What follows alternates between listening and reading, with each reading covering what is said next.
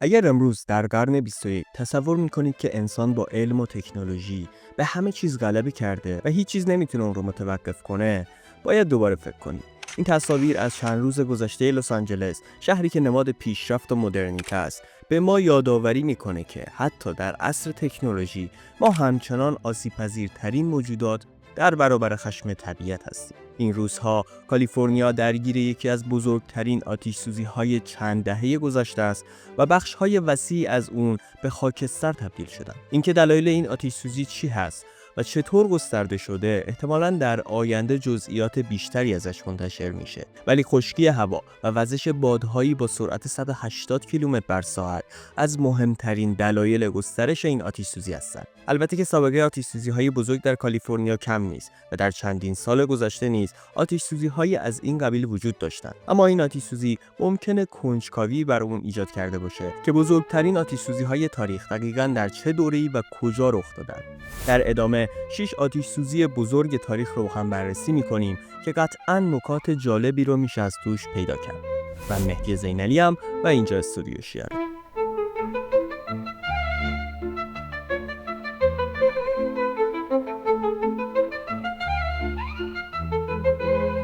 شماره 6.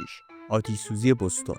آتش‌سوزی بزرگ بوستون تو سال 1872 میلادی یکی از فاجعه بارترین آتش‌سوزی‌های قرن 19 بود. این حادثه در عصر شنبه 9 نوامبر 1872 در منطقه تجاری بوستون شروع شد و در عرض چند ساعت به دلیل وجود انبارهای مملو از کالاهای قابل اشتعال به سرعت گسترش پیدا کرد. آتش‌سوزی حدود 12 ساعت ادامه داشت و در نهایت با تلاش‌های زیادی مهار شد. این فاجعه حدود 65 هکتار از مرکز شهر رو نابود کرد و بیش از 775 ساختمان شامل دفاتر، انبارها، فروشگاه‌های بزرگ در شعله‌های آتش از بین رفتند.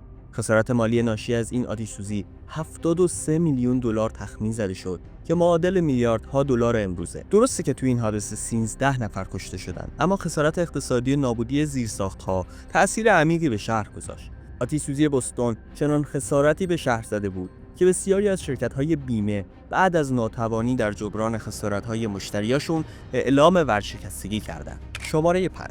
آتش‌سوزی لندن. آتش‌سوزی بزرگ لندن در 2 دسامبر سال 1666 میلادی به طور اتفاقی از نونوایی قصر چارلز دوم شروع شد. هرچند این بدترین آتش‌سوزی در تاریخ لندن بود، ولی خدمت بزرگی به مردم این شهر کرد، چرا که موجب پاک شدن شهر از طاعون که از سال 1664 میلادی در لندن شایع شده بود شد. آتش 4 روز زبانه کشید و تمام شهر به جز شمال شرقی و مناطق دورافتاده غربی رو به خاکستر تبدیل کرد. لندن در اون زمان شهری بود که ساختمان‌های چوبی و خیابان‌های تنگ و باریکش شرایط ایدئال برای گسترش آتش رو فراهم می‌کرد. به این ترتیب 87 کلیسا از جمله کلیسای جامع سنت پاول و تقریباً تمام ساختمان‌های شهر از بین رفتند. بعد از آتش‌سوزی طرح‌های بسیاری برای بازسازی شهر ارائه شد که بهترین اونها طرح معمار بزرگ سر کریستوفر رن بود. ولی پول کافی برای بازسازی کامل شهر وجود نداشت. با این وجود اصلاحات بسیاری صورت گرفت و خیابان‌ها عریض‌تر شدند. بسیاری از خونه‌ها رو از آجر ساختند، بازارچه‌ها رو وسیع‌تر کردند و بالاخره نبوغ سر کریستوفر رن موجب شد که کلیسای جامع سنت پاول و 49 کلیسای جدید به شکل زیبا و با شکوه بنا بشن. این یادبود هم که امروزه در شهر لندن وجود داره، یادبودی از همون آتش‌سوزی هست که تو همون سال توسط کریستوفر رن طراحی و ساخته شد. شماره 4. آتش‌سوزی شیکاگو. تو 8 اکتبر 1871 شعله‌های آتش در انبار کوچیکی در بخش جنوب غربی شیکاگو به یکباره شدت گرفتند و ظرف چند ساعت به کابوسی برای این شهر تبدیل شدند. این آتش‌سوزی به سرعت گسترده شد و کل شهر رو درگیر کرد. شرایط خاص شیکاگو در اون زمان شامل خشکی هوا، بادهای شدید و ساختارهای چوبی زیاد به این فاجعه ابعاد گسترده تری داد. آتش‌نشان‌های شیکاگو به تجهیزات کافی مجهز نبودند و نتونستند با این فاجعه مقابله کنند. آتش‌سوزی تا 10 اکتبر ادامه پیدا کرد و بخش عمده‌ای از شیکاگو رو به خاکستر تبدیل کرد. بیش از 2000 هکتار از شهر نابود شد. صدها هزار نفر بیخانمان شدند و نزدیک به 300 نفر جون خودشون رو از دست دادند. در مجموع حدود 17,000 ساختمان در این فاجعه تخریب شد. اگرچه این فاجعه ویرانگر بود، اما نقطه‌ای برای آغاز تحول شهر محسوب می‌شد. شیکاگو بعد از این حادثه با برنامه‌ریزی بهتر و ساختارهای مقاوم‌تر بازسازی شد و به یکی از پیشرفته‌ترین شهرهای ایالات متحده تبدیل شد.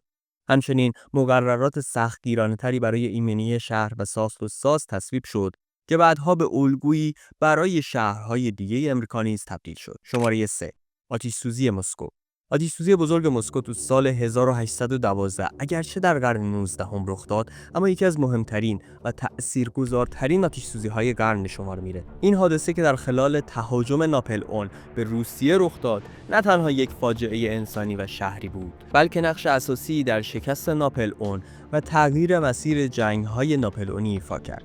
تو سپتامبر 1812 ارتش ناپلئون بعد از نبرد سخت برودینو وارد مسکو شد. تو اون زمان مسکو پایتخت نبود، اما یکی از مهمترین شهرهای امپراتوری روسیه به شمار می اومد. ورود ناپلئون به شهر نه با استقبال، بلکه با سکوت و خالی بودن خیابون‌ها همراه بود. مردم شهر به فرمان مقامات روسی شهر رو ترک کرده بودند و تنها ساختمان‌های چوبی و انبارهایی پر از آذوقه و کالاها باقی مونده بودند.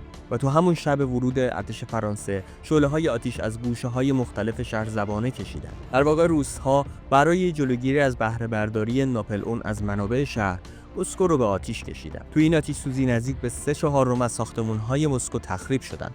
آتش‌سوزی مسکو یکی از نقاط عطف جنگ روسیه و فرانسه بود، چرا که این اقدام باعث شد که ارتش ناپلئون با شرایط سخت زمستان روسیه مواجه بشه و در نهایت تلفات سنگین رو متحمل بشه. شماره 2. آتش‌سوزی سان فرانسیسکو. در صبح روز 8 آوریل 1906 زلزله‌ای به بزرگی 7.9 ریشتر سان فرانسیسکو رو لرزوند. اما چیزی که این حادثه رو به یکی از فاجعه بارترین آتش‌سوزی‌های تاریخ تبدیل کرد، نه خود زلزله، بلکه آتش‌سوزی گسترده‌ای بود که به دنبال اون رخ داد. شعله‌های آتش در نتیجه نشت گاز و تخریب زیرساخت‌های برق به وجود اومدن و در عرض چند ساعت شهر رو در بر گرفتن. سان فرانسیسکو در اون زمان یکی از شهرهای مهم امریکا بود و جمعیت زیادی داشت. در نهایت این آتش‌سوزی 3 روز ادامه داشت و بیش از 500 بلوک شهری رو به خاکستر تبدیل کرد. تلفات انسانی این حادثه حدود 3000 نفر برآورد میشه و بیش از 225000 نفر بیخانمان شدند. خسارات مالی ناشی از این آتش‌سوزی بیش از 500 میلیون دلار معادل چندین میلیارد دلار امروز تخمین زده شد. بعد از این حادثه بازسازی سان فرانسیسکو به یک پروژه عظیم تبدیل شد که باعث شد شهر به سرعت به یکی از مدرن‌ترین و مقاوم‌ترین شهرهای امریکا تبدیل بشه. این زمین لرزه به همراه طوفان کاترینا یکی از بدترین حوادث طبیعی تاریخ کشور ایالات متحده است. شماره 1. آتش‌سوزی توکیو. تو اول سپتامبر 1923 آتش‌سوزی بزرگ توکیو که بعد از زلزله کانتو به وقوع پیوست، به یکی از فاجعه بارترین رویدادهای قرن 20 تبدیل شد. این زلزله که در ساعت 11:58 صبح شهر رو لرزون، بسیاری از ساختمان‌ها رو تخریب کرد و باعث بروز انفجارها و آتش‌سوزی‌هایی شد که حتی از خود زلزله هم مرگبارتر بودند. شعله‌های آتش در عرض چند ساعت به یک فاجعه مهارناپذیر تبدیل شدند و مناطق وسیعی از توکیو و یوکوهاما رو نابود کردند. تلفات انسانی این حادثه بسیار بالا بود. بیش از 140,000 نفر جون خودشون رو از دست دادند و میلیون‌ها نفر بی خانمان شدند. انفجارهای ناشی از نشت گاز و تخریب زیرساخت‌ها شرایط رو وخیم‌تر کرد و شهر رو به طور کامل فلج کرد. جدای از تمام اینها باید اشاره کرد که تعداد آتش‌سوزی‌های بزرگی که در طول تاریخ از زمان باستان تا امروز به ثبت رسیدن، تعدادشون کم نیست.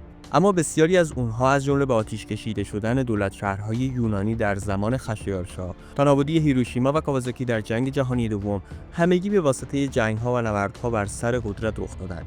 تو این ویدیو سعی کردیم یه نگاه کلی به آتش‌سوزی‌های مهم چند سده گذشته داشته باشیم که عمدتاً متأثر از عوامل طبیعی بودند. امیدوارم که از این ویدیو خوشتون اومده باشه.